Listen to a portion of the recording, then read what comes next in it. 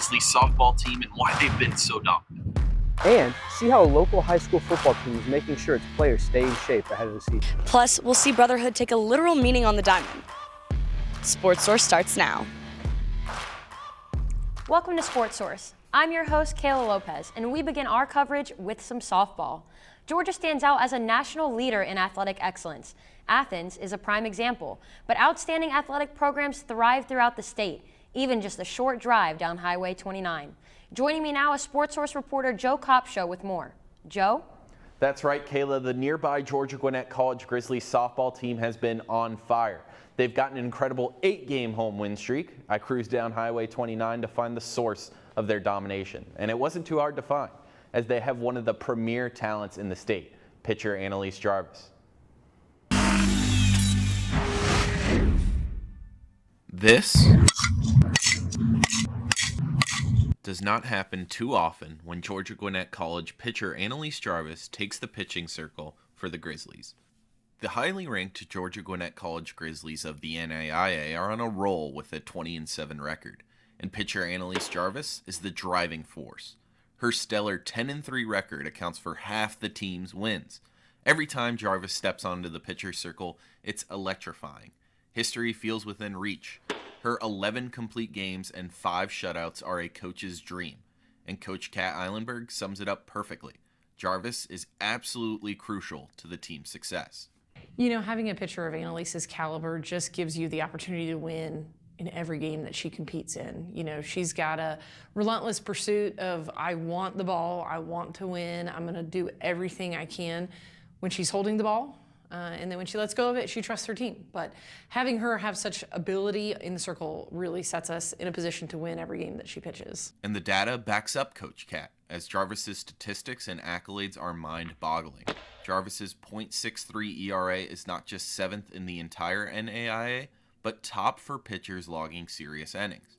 Her 4 saves also tie her for second, and her 137 strikeouts she has racked up put her in 3rd place in that category. But at the end of the day, Jarvis isn't a stat hunter. She throws every pitch to bring home those wins. I think more last year it was definitely with the numbers, and with me being a new player, you definitely hear the numbers a lot more, and so that can kind of get into your head pretty easily. But this year I've really tried to focus on team wins and what we can do for a team, because no matter what, if I could give up every award and every number I won last year for the Red Banner, I'd do it in a heartbeat. Jarvis's teammates don't see her as some perfect pitcher. This is despite her 4 perfect games and being the reigning NAIA Pitcher of the Year. Her fellow Grizzlies instead see her as an amazing teammate who is constantly working to improve her game and lift up her teammates. Just ask Angelica Gallegos, Jarvis's biggest supporter and the catcher for her on most occasions. She says Jarvis is the definition of a hard-working Grizzly, even with her amazing talent. We've gotten really close this year specifically just because we're always together. We even talk about books all the time, and we've just gotten so close on a friendship level that I think it's helping a lot on the teammate level. As the Georgia Gwinnett College softball Grizzlies continue their journey, one thing is for certain. With Annalise Jarvis leading the charge, the sky's the limit for this remarkable team. For the Carmichael Sports Media Institute, I'm Joe Kopshow. The Georgia Gwinnett College Grizzlies are past the midpoint of their season and aiming for a strong finish. Jarvis is expected to be crucial for their postseason success as the Grizzlies hope to make a deep run in the NAIA tournament. Kayla, even as a diehard Dogs fan, you should try and catch this potential Grizzlies history in the making. Back to you. The Georgia Gwinnett Grizzlies and Annalise Jarvis are gaining a fan from me. Thanks, Joe. Coming up, Sportsource analysts Lily Brody and Nick Pierce discuss today's SEC men's tennis matchup at the Dan McGill Tennis Complex. That's right, Kayla. Georgia's hoping home court advantage can spark a big win for their team. While LSU is looking to break out of a mid-season slump. We'll take a closer look after the break. Welcome back to Sportsource. Get ready for a showdown on the court, Sportsource fans. The UJ men's tennis team is locked and loaded for a thrilling match against LSU. Joining me now are analysts Lily Brody and Nick Pierce to discuss this week's matchup. Thanks, Kayla. A high-stakes tennis battle is set for this afternoon at the Dan McGill Tennis Complex. Can the Bulldogs, with a 7-9 season record, overcome their recent losses and prove their competitive spirit? So far this season, Georgia has showcased its strength primarily in singles competition, boasting standout players like number 58, Ryan Colby, and number 61, Thomas Pawsell. However, recent losing streaks from both Colby and Pawsell have all eyes on Felipe Costa, a rising star whom Bulldog fans eagerly anticipate watching. In a remarkable display of skill during Sunday's match against Texas A&M, the 6'3" redshirt sophomore secured the first SEC victory of his career. Costa's 3-match winning streak has him playing with newfound confidence. But can he break UGA's habit of faltering against strong teams? And Lily, the Tigers are not going to make it easy for the Dogs. The LSU Tigers have lost 5 straight after starting the season 11-1 and are desperately seeking a win. But their path to redemption won't be easy. They face a formidable opponent in the Bulldogs. Can the Tigers rise from their slump and reclaim their early season dominance? The quest to get back on track starts with Serbian 5th year Stefan Latinovic. He's been the Tigers' #1 all season long, and barring any significant changes, he will be chosen to face Georgia's #1 Thomas Pawsell. LSU is 6-1 this season when Latinovic wins his singles match. So if Latinovic is able to beat Pawsell, it sets up well for the Tigers. Another player to look out for on the Tigers is true freshman Alexi Lofman. The 6'6" giant from Finland has quickly burst onto the scene for the Tigers, spending most of the year as LSU's #2 and earning SEC Freshman of the Week honors just a couple weeks ago. Lofman's singles record is definitely not what he hoped for, but he has a big opportunity to right the ship today against the Bulldogs, where it's very likely he will face Ryan Colby, who has been the #2 most of the year for Georgia. Now that we know some of the players to watch on both of these teams, how do these teams stack up against each other, and what will be the X factor for both teams today? Kayla, in order to take down LSU, the Dogs are going to need to shut out the singles competition. With less than ideal doubles performances in recent matchups, the Bulldogs need to lean into the depth of their roster and rack up as many singles victories as possible.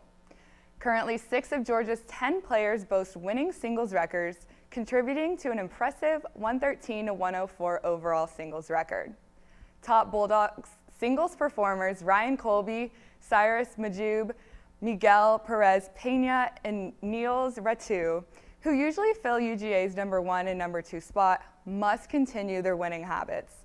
This team has proven to have a competitive edge, which aids in solo long matches. Leveraging home court advantage, the Bulldogs must elevate their game and assert dominance in the singles competition. Georgia possesses the talent and depth to prevail, but they will need to step up to the challenge.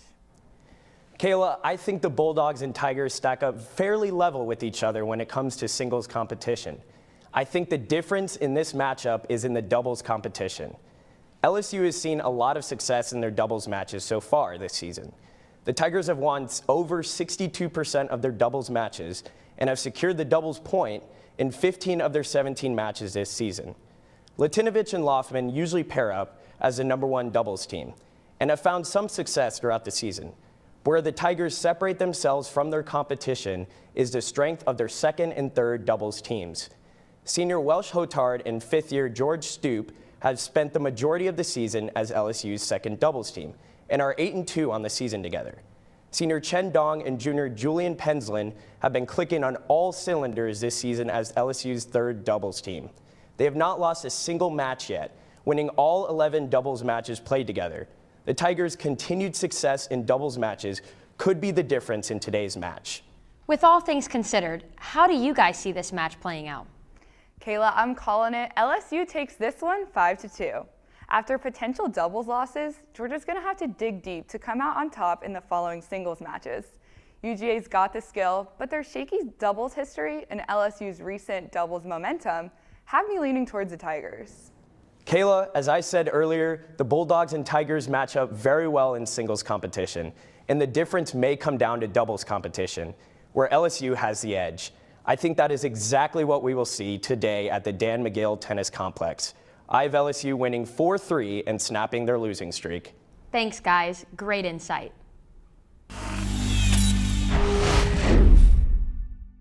Coming up, more than just teammates, they're twin brothers. On the baseball diamond, the Eldert Walker twins are an unstoppable force. But their story goes deeper than the game. Get ready for a story of brotherly connection and sacrifice on and off the field after the break. And later, the Clark Central Gladiators have a secret off-season weapon, and it's not what you expect. Get the inside scoop later on Sportsource. Welcome back to Sportsource. Now we turn our coverage to a story taking a look into chemistry that goes beyond the baseball field. Twin brothers are taking on their senior season at Clark Central High School, and Sportsource reporter Carmen Corley had a chance to get to know the brothers. Kayla, family fuels this baseball team. The Elder Walker twins don't just share the field as catcher and pitcher, they're a force to be reckoned with. Their bond isn't about blood, it's about baseball. Their shared home. I witnessed firsthand the depth of their connection.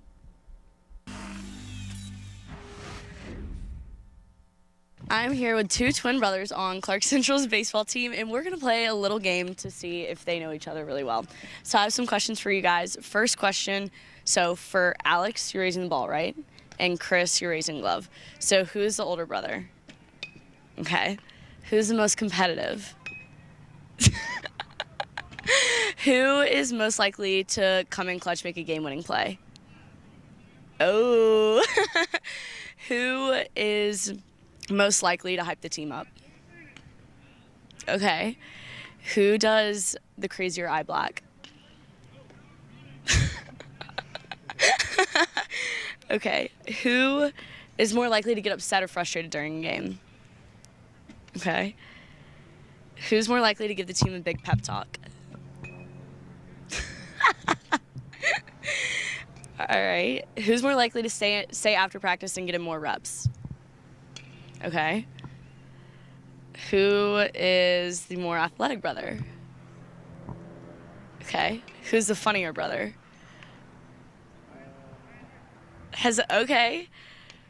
Who is most likely to plan a team hangout? Okay. Who is most likely to go pro? Okay. Who's more focused on school? Who's most likely to be social media famous? Oh, okay, differing opinions. Who's most likely to get married first?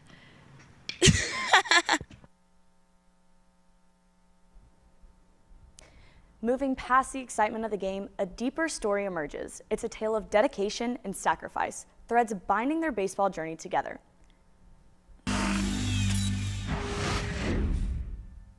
So, when did y'all start playing baseball? Probably when I was like 4 years old. Same? Yeah, same. Have y'all always played on teams together? Not necessarily, no. Okay, do y'all like playing together versus playing separately, or? It depends like what we're playing in, like what league we're in. Like if high school ball, yes, but like other leagues, no. It doesn't matter. Because you feel like it doesn't impact you as much, or because you don't think it's beneficial? Other leagues, they're just more fun. You get to play against your brother. High school, it's more competitive and you want to win games, so I'm going to want him on my team.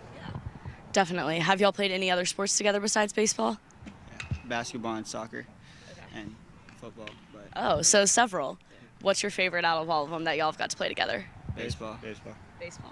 Awesome. So senior season, closing it out on a good note. Yeah. What's y'all's goal for the season? Just to win games and have fun and play my last season with my brother and just have fun. What would y'all say, last question, in terms of chemistry, do y'all think playing together as brothers, y'all have better chemistry that helps the team out?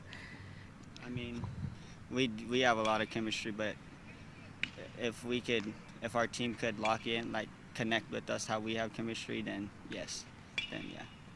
Did you say the same? Yeah, I'd say the same. Yeah. Okay, well, thank y'all so much. Chris and Alex's last game isn't about the scoreboard. It's about the brotherly bond, the kind that Clark Central baseball fosters. Their fourth set of brothers in just 2 seasons. Kayla, back to you. Thanks, Carmen. It's nice to see brotherhood in action. Joining me now are Sportsource analysts Abby Halpin and Brett Stevens, who will take a look into the annual Georgia Spring football game, known as G-Day. After the break, we'll tell you about some of the best transfers that Georgia acquired in the portal. And offer up some key insights into which incoming players will make a huge impact come next fall. Don't go away. Welcome back to Sportsource. Georgia football is back. This G-Day promises big changes, rising stars, and a first look at the new team. Joining me now to discuss what fans can look forward to on April 13th are Abby Halpin and Brett Stevens. Abby, let's start with you. The Dogs have a large hole to fill on offense with some key players heading into the NFL draft. What should we be on the lookout for? Thanks, Kayla. Although the Bulldog offense has several returning faces this year, there's one major hole in the lineup. Tight end Brock Bowers declared for the NFL draft in January, ending his career in Athens. However, as one dog leaves the house, new ones must step up. Oscar Delp is not a newcomer when starting for the Dogs. The current sophomore saw quite a bit of playing time when Bowers was injured during the season, with 24 catches for 284 yards and 3 touchdowns. Look out for the West Forsyth alum to have an increased role this G-Day and beyond. And while we're on the topic of familiar faces, Lawson Lucky's may ring a bell for many Dog fans. Despite having dealt with an ankle injury at the beginning of the season, the freshman ended up taking the field in 7 games, including the Orange Bowl, where he caught his first collegiate touchdown. Lucky will see some time on G-Day for sure, fighting for a backup spot. Given its strong history of developing tight ends, is Georgia still open to bringing in experienced players through the transfer portal? Absolutely, Kayla. Georgia is known in some cases for being tight end university, with several 4- and 5-star recruits committing to play out of high school. That doesn't mean there isn't room for transfers. Benjamin Urosek announced his transfer from Stanford in February, where he amassed 1,342 receiving yards in his career. The former 4-star recruit may not be the starter this season, but he can be the extra help the Dogs need to keep the tight end momentum going. While the Dogs have players to replace Bowers, they are some big shoes to fill. Brett, what legacy did Bowers leave with this team? Kayla, number 19 was a force of nature for the Red and Black. In just 3 years, Bowers' dominance on the gridiron was a nightmare for opposing defenders across the country. He was recruited from Napa, California to be a leader at the tight end position, and this dog continued to excel in his game every year at UGA. Not to mention, last year, Brock Bowers was named an All-American for the 3rd time in his career at Georgia, joining 2 other Bulldog legends. Who are they, you might ask? Herschel Walker and David Pollock. Bowers was unstoppable on the Bulldog offense, leading the team in receiving yards every year at UGA. But even when the ball was not in his hands, he quickly shifted into an effective blocker when the Dogs needed some solid run protection in their game. The next step for Brock Bowers is to carry his incredible play to the NFL. Despite skipping the combine, many teams still consider him a top draft prospect. The legacy of Brock Bowers at UGA was marked by records broken, touchdowns scored, and championships won. And you can bet the Bulldog Nation will be cheering him on. Abby, you already mentioned a transfer portal get in the tight end room, but were there any other significant players that decided to bring their talents to Athens? For sure, Kayla, and the Dogs got him from a bitter rival. Trevor Etienne gave Georgia fans an early Christmas present when he announced he would transfer from Florida to Georgia on Christmas Eve. In his 2 seasons as a Gator, Etienne ran for 1,472 yards and 14 touchdowns, with 753 of those yards coming last season. The Dogs have a hole to fill at the running back spot, and Etienne is the guy to do it. Dejon Edwards is NFL draft bound in just over a month, and he accounted for 881 rushing yards in the 2023 season. The two are almost identical in size, with Edwards listed at 5'10", 201, and Etienne at 5'9", 205. Etienne is primed to be the starting running back this season and is sure to have the attention of fans on April 13th. Abby, it sounds like he'll make a big impact for the Bulldogs in the fall. Anyone else to keep an eye on, Brett? Kayla, my hope is that we see the terrific play style of the early enrollee safety, KJ Bolden. The story of Bolden is one that made some shockwaves in the world of recruitment. Bolden formally committed to the Florida State Seminoles in August of last year. Georgia heavily pursued Bolden, especially since he played football at Buford High School. Head coach Kirby Smart has had a hard time recruiting talent from Buford in recent memory, notably losing 5-star quarterback Dylan Raiola, as he decommitted from UGA to follow in his father's footsteps as a Nebraska Cornhusker. However, on National Signing Day, Bolden went live on his Instagram during Buford's signing day and officially switched his commitment to Georgia. And with his enrollment being official as of January 2024, the Bulldogs won the Bolden lottery. I don't know what magic Kirby used to break the Buford curse, but fans are ecstatic to have the #1 safety in this year's class of 2024. Which leads us to G-Day. Since Bolden did enroll in the spring, I would not be surprised to see him get some playing time. The big question for Bolden is his ability to attempt to recreate the production Javon Bullard demonstrated in his time at UGA, who is now preparing for the upcoming NFL draft. Bolden has said multiple times of his desire to replicate the success of Georgia safety Malachi Starks. According to Bolden, Starks has been a huge source of inspiration and has paved the way for what Bolden can accomplish in college athletics. G-Day could be the very first time Bolden suits up for the Dogs, as Kirby continues to showcase his ability to recruit the necessary talent needed to compete for a national championship. Back to you, Kayla. Thanks, guys. I look forward to seeing what the new and old Dogs can do on G-Day. Coming up, is football the only way to build a championship team? Clark Central's football coach doesn't think so. Find out why he's sending his players to compete in a surprising sport after the break. And later, the Dogs are back. The SEC is shaking up and fans are already buzzing. Which game has the Bulldog Nation fired up? Plus, a special guest shares their must-watch matchup. Don't go away. Welcome back to Sportsource. For many young athletes, the offseason serves as an opportunity to kick your feet up and relax from a long season. But with the extended period of rest, players can sometimes get out of shape.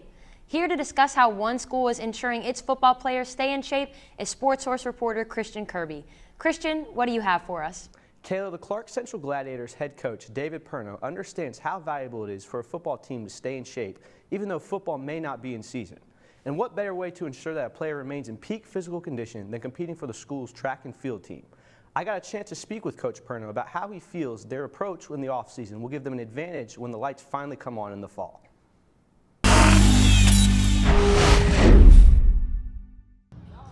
Although the football season has concluded, members of the Clark Central football team find no time for rest.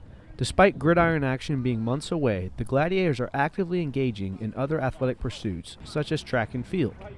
This multi-sport approach is a deliberate strategy employed by head coach David Perno, who strongly believes in the benefits of multi-sport participation.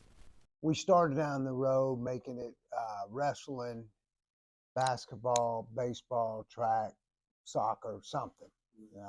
It's just a day and time when kids are becoming so specialist in one sport at such a young age. Couldn't be more of a fan against it. Coach Perno has long encouraged his players to compete in various sports throughout the year. In his view, staying active during the lengthy football season is paramount to maintaining peak physical condition. Additionally, Perno stresses the importance of multi-sport involvement for the development of well-rounded athleticism. He also sees it as an opportunity to foster camaraderie and leadership skills within a different team dynamic. But I think you could fit, if you're a football player, I think you can fit in baseball or track or wrestling or basketball, something to keep you, just getting in shape, continually competing, and understanding what it takes to be part of a team. The Gladiators' dedication to their track and field commitments will undoubtedly give them a competitive edge when the football season finally rolls around. Their off-season efforts will likely translate into greater overall fitness, speed, and agility, setting them apart from less rigorously prepared opponents. Reporting for Carmichael Sports Media Institute, I'm Christian Kirby. The Gladiators will begin practices for their 2024 season on May 1st when they open up spring practice camp. But until then, spandex and track spikes will be normal attire for these football players. Kayla, back to you. Coming up on Sportsource, what's the one Georgia game fans can't wait for? A game so big, even a special guest is talking about it. The story when Sportsource returns. Welcome back to Sportsource. The Georgia Bulldogs are back in action, kicking off their 2024 practice season on March 12th. With Texas and Oklahoma now in the SEC, this year's gonna be wild. Joining me now to tell us about what are students buzzing about and which matchup has a special guest counting down the days is Sportsource reporter Emily Wisnowski. That's right, Kayla. The buzz on campus is electric. Which matchup has students counting down the days? I asked around campus, and here's what some UGA students had to say.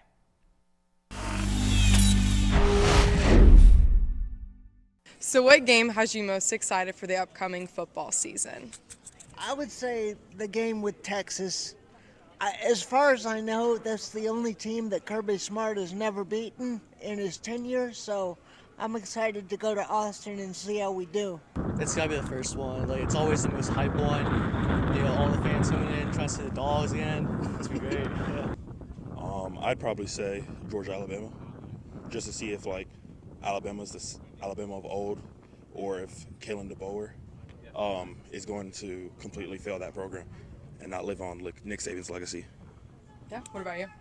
No, I definitely want to see Alabama next season, Jalen Milroe, get our get back against them, yeah. So which game are you most excited for next season? I'm most excited for the Texas game. I know it's away, but I think it's going to be a really good matchup. I'm most excited to watch the Alabama game. I know it's away, but yeah, it's going to be really exciting after everything that happened last season. I haven't looked at the schedule yet, but are we going against Bama? We are. That's the one. That's the one. It's been a lot of people's. Yeah, I was like, because Ole Miss, everybody's really hyped about that one, but it's like, especially after like what happened with Bama. Yes, I think we got it. Which game, Georgia specifically, are you most excited? Like which matchup, but also, overall, which game you're most excited to cover? Yeah, oh my goodness, there's so many good ones. It's funny, I did the schedule release show in whenever that was, and now I'm like, what were the schedules? Like, I have to remember, but Georgia plays Alabama like at some point. Is it earlier? It's like maybe 3 weeks in or something. Am I making that up? When do they play Alabama? It's early. Yeah. So that one I think is going to be fascinating. And I'm not just playing to the crowd here. I think Georgia's going to be really, really good. I'm not so sure about Alabama, but I also think we're probably overlooking some things. Like Jalen Milroe is going to improve. It's going to be a totally different coaching staff, but they do have some really good players who are returning. And Georgia, I just think, has such a sour taste in their mouths about how last year went. And I got to tell you guys, I was in Athens for the selection show, and it was the most upsetting thing because it's like Georgia goes all the way through the season. They're perfect. And then they lose that stinking SEC championship game by 3 points. And it's like, come on, in any other year, they would have still been in the playoff. And I think they would have been the favorite to win the playoff. So I just think there's a lot of that unfinished business. And Georgia is a very scary team when that's the case. So to me, that Alabama game is a real litmus test there. And I just think there could be some revenge factor that just makes for a whole lot of drama and will be fun in the lead up too. The Georgia-Alabama game is a national obsession, and the buzz around a special guest is driving the hype even higher. Will Georgia finally overcome their SEC championship demons, or will Alabama prove their supremacy once again? This is shaping up to be a must-watch game of the season. Back to you, Kayla. Thanks, Emily. And that's our show. I'm your host, Kayla Lopez, and from me and the rest of the Sportsource crew, have a great weekend, and we'll see you next week.